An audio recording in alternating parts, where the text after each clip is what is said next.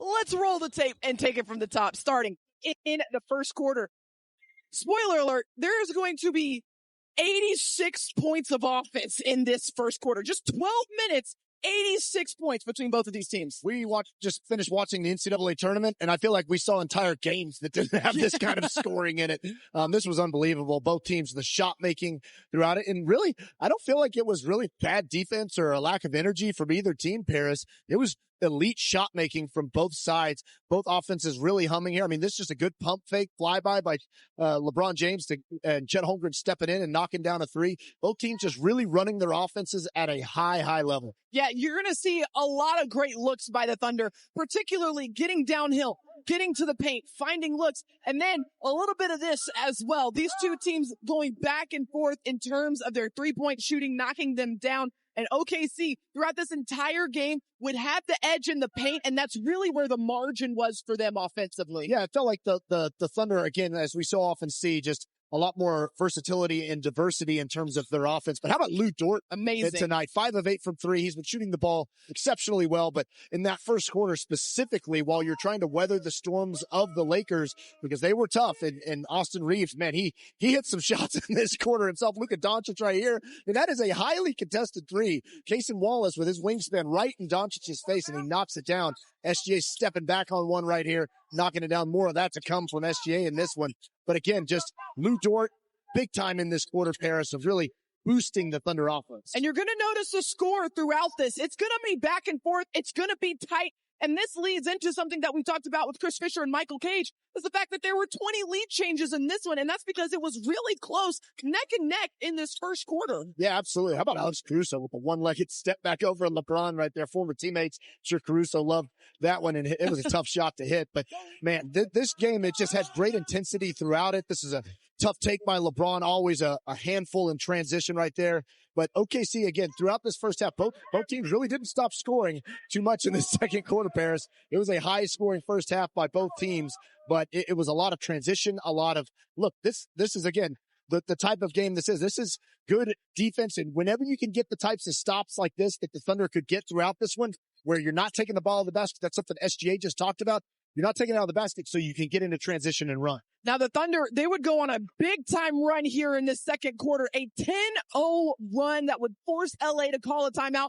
And a lot of this is based off of the Thunder's defense, really fueled heavily by OKC's ability to get stocks. Yeah, you can see all the activity here. We just saw multiple plays right there, whether it was steals, whether it's jumping passing lanes. Aaron Wiggins right there with great defense at the point of attack, blocking the shot, and then great take right there from Dub, galloping his way in there as we see him do. Great finish there. These are the types of things that the Thunder were not able to do. Great block here from Chet, and then incredible anticipation here from Caruso. There were many moments in this game, Paris, where it felt like the roof was starting to kind of wobble a little bit. Yep. This was one of them right here, and Alex Caruso was in full demon mode. He had 3 straight steals throughout that sequence. Incredible energy, incredible competitiveness from Alex Caruso, and the Thunder faithful, of course, loved it. How about Shai Gilgeous-Alexander getting to his bag as well? So deadly when he gets to that mid-range. And then Isaiah Hartenstein. It's amazing. People, it feels like it happened a long time ago because it was back in November, but he did the same thing to Dalton Connect out in L.A., blocking at the sub. It was almost a picture-perfect exact replica of that block, and he does it again, and he's going to get, spoiler alert, one more at some point. You think Hartenstein remembered that when he saw Dalton Connect driving to the lane? I'm going to get you again, buddy. I've seen this movie before. I think I know how I want it to end. The Thunder continuing their run here in the second quarter. Lou Dort, how about another one from Lou in the corner? I mean, what an X factor Lou Dort is all the time in so many ways. But when he is knocking down threes, wow, it opens up so much. And the Thunder are so difficult to guard in every way. And as we transition into the second half, there's a lot of things that are going to happen. But again, the Thunder actually started this third quarter very slowly on the offensive end. They, 80 points at halftime. Yep. And you can see right here, we're almost 5 minutes in, and they're at 86, only 6 points in the quarter. And they really get bogged down throughout this third quarter. But what really was important throughout it, Paris, is that they never let the Lakers really start pulling away. Look, this is a tough shot from Luka. Incredible shot right here. The Lakers do take a lead in this third quarter, but it was not a huge third quarter, and it could have been a deficit that OKC was playing with. And credit to the Thunder, they had built up a margin at that point of double figures so that when the Lakers did go on what felt like a pretty intense run, this game game was still very much manageable on the Thunder's end. The Lakers feeling a lot of energy, and at this point, the Thunder's offense had kind of dried up a little bit in the third quarter. Shai Gilgeous-Alexander getting those engines revving again with a nice made three-pointer. One of the absolute best anecdotes to a slow offense is SGA because he can just take over games right here, putting back, following this miss. Incredible athleticism and anticipation by SGA as well. But again, as you go into the third quarter here, it's just a 1-point game. It could have been worse with as slow and bogged down as OKC's offense was. I love the set the Thunder run right out of the third quarter break to get Aaron Wiggins an open three, and then Cason Wallace follows it up, and you can just kind of start to feel, we've seen this Thunder game before, haven't we, Paris, where it kind of gets going, the stops start getting stacked together, the energy is good, and you could just, it's like the faucet's starting to get turned on, and all of a sudden the water's going to start pouring out. And notice the score, still a 1-point game, and the Thunder continuing to just stack possession. How about Cason Wallace in this game? I thought he was really had a quiet, incredible game with his force and aggressiveness. And here is a big turning point in this game. Luka Doncic, he picks up his second technical foul, and he is ejected out for the rest of the game. Yeah, I mean, it's hard to know exactly what happened in this situation. Obviously, the Laker players are disputing it, but this is, the cost of doing business when you talk to the officials all game long. And eventually, that's the risk you run. And in this case, unfortunately, Luka Doncic goes out, and following on the heels of it, Jared Vanderbilt right there getting in Alex Caruso's face. That's an easy one to call right there when you get in the player's face and taunt them after a block. But of course, that's going to be a big focal point for a lot of people coming out of this game. And it's going to unfortunately overshadow that the Thunder played an incredible closing 7 minutes in this one, doing so many of the things that we've seen them do all season long. How about this step back from SGA right here? I mean, just absolutely vicious. The S in SGA stands for step back. I am convinced he has got that so mastered in his arsenal. And the Thunder doing a really good job creating a little bit of distance here. It's not going to get much closer than this for the remainder of the game, and that's because Oklahoma City putting together really solid plays like this. Hustle plays, energy plays, scrapping for the loose ball. And Cason Wallace, big time. This is one that I felt like the roof was going to go off the building. Absolutely. You mentioned the impact of Queso in this one. Yeah, these plays are loud, but it's often the quiet stuff that he does that is so important throughout the game, Paris. But again, the Thunder did a great job, really, too. Just one of the things that stood out to me as I was looking through the box score, 7 turnovers for the Thunder. That is a massive margin. And then, of course, the points in the paint right there. But in a high-intensity game like this, especially after Luka's ejection and what everything happened and kind of the emotions that picked up, it was very clear that the Lakers cranked their own intensity. They were mad, and so they cranked up their intensity. The Thunder did a fantastic job of answering back to that and never losing their poise or composure. And again, the turnovers is a good example of that, of just kind of keep playing the game. Again, the whistle was a little bit odd in this one. The Thunder were called for almost double the fouls that the Lakers were. In this one, the free throw margin was quite wide, but again, the composure of the Thunder really stood out. All right, let's get you over to the press room so we can hear from Thunder head coach Mark Daignault post-game. Mark, all season for years now, your team has made a habit of not flinching. Is that something built up internally that's been built within the group, or is that a combination of experiences over time? Where do you think that comes from? A little bit of both of those things, but I thought the other night they obviously shot the ball exceptionally well, and I thought that kind of distracted us from stacking the next possessions, which is uncharacteristic for us. We haven't had that happen a lot, and I thought tonight, fortunately for us, we were kind of put back in the exact same situation. They were super hot to start the game. They scored 40-something points in the first quarter again. And I thought tonight our ability to stay present and just stack the next possession and problem solve was a big strength. And, that showed through in the resilience of the game that we had. I also thought the group that started the fourth quarter, we were kind of like, a little tight offensively, I thought, at the end of the third, and those guys went in there and amped it back up and played really loose, played really confidently, played together, and I thought that swung the game. That stretch specifically, when things aren't going maybe the way you want to offensively, what is it there that you notice that can be bottled up and maybe taken into future situations like that they were executing on offensively? I just thought, we got some good ones that didn't go down. And at the end of the day, like, all the things we experienced in these last couple of games, we're going to experience going into the playoffs, playing against good teams. Like, we're going to have times where it's hard to score. Every team does in the playoffs, where there's going to be times where really good players make really tough shots. There's really good teams in the playoffs. And we're going to have to, endure together through that. And so every experience that we get that can build that muscle, continue to build that muscle, is good for us. There was a point midway through the second quarter where I think Alex got 3 steals in the span of like 2 minutes. I know it's nothing new for him, but especially on a night like this where stops came at a premium, just how invaluable was he defensively? Yeah, he's always invaluable defensively, even when it's not the steals or when it's not, as visible. But I thought he brought great energy to the game tonight. He's good against that matchup specifically. He knows those players really well. And I just thought that stretch you're referring to, we really got our pressure going. We really got our help going.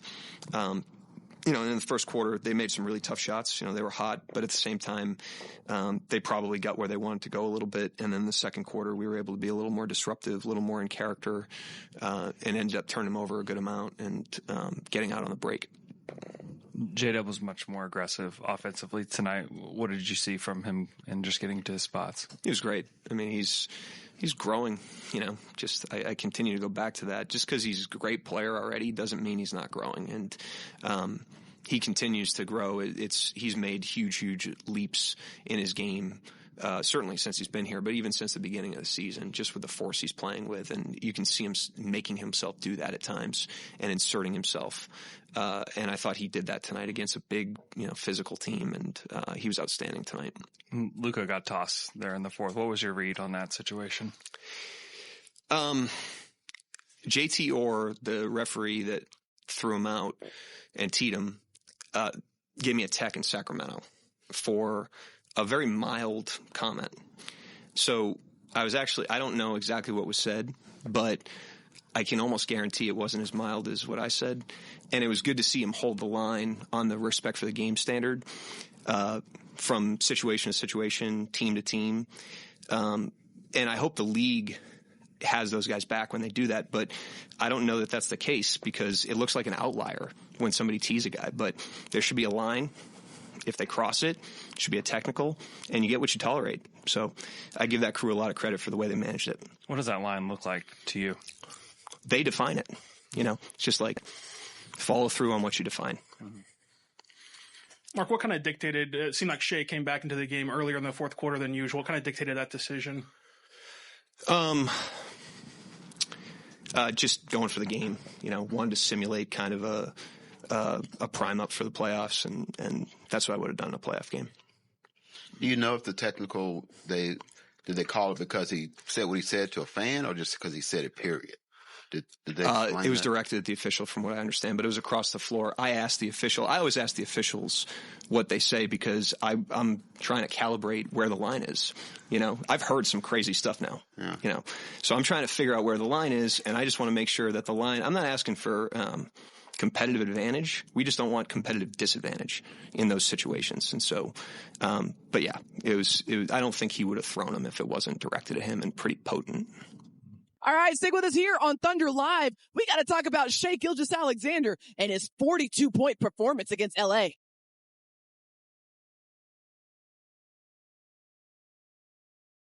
Quite the send-off on the home regular season, defeating the LA Lakers 136-120. And after the game, our very own Nick Gallo caught up with Shai Gilgeous-Alexander.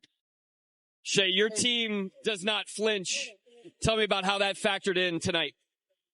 Yeah, we fight. Like, we obviously got whooped last game. Let the bad taste in our mouth. We can't get whooped twice in a row. That's not our identity. That's not who we are. We come back and we fight. That's what we did tonight. We fought a little bit harder than we did last game, and we got a good result because of it. With that fight comes passion. Tell me what it felt like out on the floor in that fourth quarter as you took this one away. Yeah, it felt good. Crowd was behind us. We were getting stops. That's what it's always about for us. That's what it's always about with us. Like, offense is going to go up and down. Basketball's a game of runs, but when we get stops, we give ourselves a chance to make shots, miss shots, get hot, get cold. It doesn't matter. If we get stops and they don't score, we'll be all right. You had a chance to talk to this crowd before the game. How good did it feel to send them off with a victory here on the homestand? Yeah, they deserve it. All the support they've given us all year. It was only right that we won our last regular season game at home. Now, hopefully, we have a lot of more home games left. With them behind us, it should be fun. Congrats on the hard-fought win, Shai. Appreciate it. Shai put on quite a performance in front of this Paycom Center crowd in the finale of the home regular season. That is why he is our Ford player of the game. Royce racked up 42 points. That is his 13th game this season with 40 or more. I mean, we've said it before, most 50-point games, 40-point games, 30, 20. SGA does it all. He's so consistent. And look, not that he needed it to make another MVP statement, but because at this point, Paris, it's really not if Shai wins MVP, it's by how much he wins MVP. But again, this is just a great demonstration of why he should be the MVP, of what he did in this game, the efficiency he played at, how balanced he was, how many impactful plays he made on the defensive end, some of the blocked shots, some of the steals. You know, he was out there guarding Austin Reeves, who had it going at different times. He switched on to Luka at different times. All the things Shai does, and then, of course, the big-time shots down the stretch that separate the scoreboard. SGA, just an unbelievable balanced performance. And you want to talk about balance? I want to talk about the fact that he had 5 made threes in this game. Tomorrow at 9 p.m. Central Time. After that, they take on the Utah Jazz on Friday. That game is at 8:30 p.m. And then bring things back closer to home as they wrap up the regular season in New Orleans against the Pelicans on Sunday. And that is an earlier tip-off, 2:30 p.m. But to get us all squared away for that first matchup against Phoenix tomorrow, let's send it over to Chris Fisher and Michael Cage for a preview. This is a team that's really struggling. It's the end of the season. They've got some injuries, but they have a big-time player in Devin Booker. Bradley Beal can also put up some big numbers as well. Yeah, those are some of the big names. Kevin Durant's missed a few games in a row. The Suns have lost 6 consecutive, and that's one of the reasons why they have really struggled in the standings. They're allowing a ton of points. They're playing Golden State here tonight. That game is going to be at 9 o'clock here Central. Thunder Live pregame. We'll get you going at 8:30. Of course, Paris will have that for you. And so, Michael, this Thunder team is going to be coming off a quality victory over the Los Angeles Lakers. So what do you expect in store tomorrow night, starting off that 3-game road trip? Well, resilient win tonight, and tomorrow night, you know, it's all about the energy. I like the energy that the Thunder brought tonight against the Lakers for all 4 quarters. Take no one lightly. Don't play their record. Play what you're capable of doing. The Thunder have 65 victories so far. Take that into Phoenix as well. All right, we'll see you out there, Chris and Mike. Thanks so much. And let's flash back to the first meeting between these two teams. It was back in November, and boy, a low-scoring battle, but a very solid defensive performance by Oklahoma City. I mean, just incredibly suffocating this game was. The Thunder forced so many turnovers, and this one played a lot of small ball in it. I love that steal from J-Dub right there, just the absolute takeaway to go coast to coast and turn out with the alley-oop. And then again, what the Thunder have done to the Suns is just make them play in a crowd. And you can see here, this was a lot more offense, but again, the defense disrupting them, the frustration that the Suns felt throughout this one. Devin Booker was just never able to get going in the game. Lou Dort absolutely clamping down, but that's been a theme for a lot of Thunder games this year, but especially against the Suns. Yeah, you see the Thunder, they married that defense with some incredible offense, 140 points in that win over the Suns back in February. And so if you look at the season series, it really points to the fact that defense is the name of the game for Oklahoma City when going up against the Suns, averaging just 96 points allowed by Phoenix, which is a really potent offense, and also forcing 19.5 turnovers per game in this series. So you can imagine that defensive energy going to be very top of mind for Oklahoma City as they head into Phoenix tomorrow. Well, the sprint through the finish line for Oklahoma City continues. They're heading out on the road, but not before they wrap things up with a nice bow here inside of Paycom Center, wrapping up the home regular season with a win over the LA Lakers. What a game, what a battle, what a fight. High scoring between both of these teams. The Thunder, resilient as ever, responded on the defensive end of the floor to walk away with a great win over LA. They wrap up the season on the road starting in Phoenix. That game is tomorrow at 9 p.m. Central Time. But of course, Thunder Live will get you going at 8:30. Until then, thanks so much for tuning in. Have a great night.